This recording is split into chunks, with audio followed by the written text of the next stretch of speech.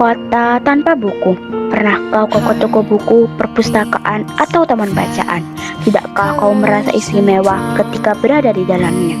Di sekelilingmu ada berbagai tokoh dari dunia nyata dan hayal, tempat yang pernah kau kunjungi dan yang belum. Informasi dan cerita dari masa lalu, masa kini, dan masa depan, semua berpadu, semua berada dalam genggamanmu. Saat berada di antara buku, tidakkah kau merasa menjadi raja dan ratu? Ruang dan waktu seolah menyatu tanpa batas, kau bisa terbang, melintasi sekat negara dan melewati berbagai zaman. Kau bisa menyelam ke dalam samudra, melayang di angkasa, bercanda dengan aneka satwa, dan berkelana di tengah padatnya kota, juga di rimba raya.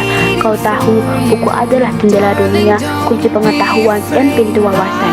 Muhammad Hatta, sang proklamator, berkata, "Aku rela di penjara asalkan bersama buku, karena dengan buku aku bebas."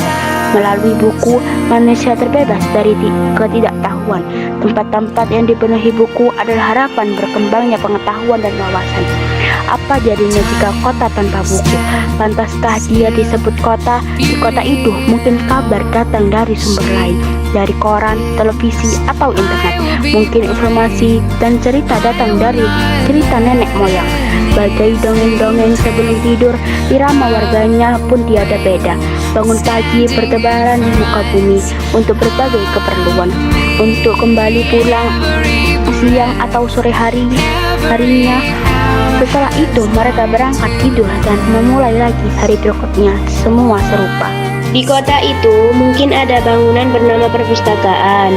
Di dalamnya buku-buku berderet dalam rak yang tak terjamah. Tiada tangan meraih dan membuka halaman demi halaman dengan sukacita. Mungkin juga ada tumpukan buku di sudut-sudut sekolah yang sepi dan berdebu, jarang dikunjungi, jarang dibaca. Buku-buku di sana teronggok tanpa nyawa. Bagaimana dengan kotamu? Mungkin kau tinggal di tengah kota yang megah, atau di gang sempit, di desa terpencil, di sisi pesisir, atau di kaki gunung. Adakah perpustakaan, taman bacaan, atau toko buku di dekat rumahmu? Jika ada, apakah tempat itu menjadi wadah berkumpulnya anak-anak dan marga?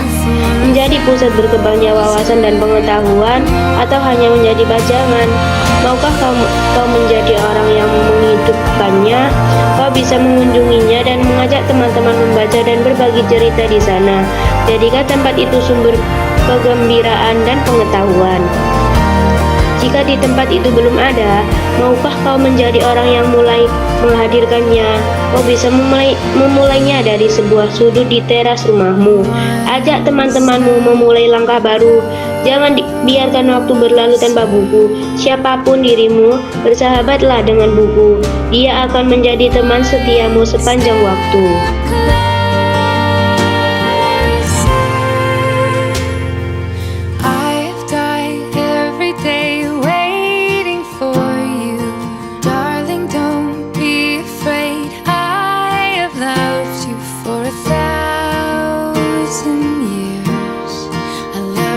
For 1,000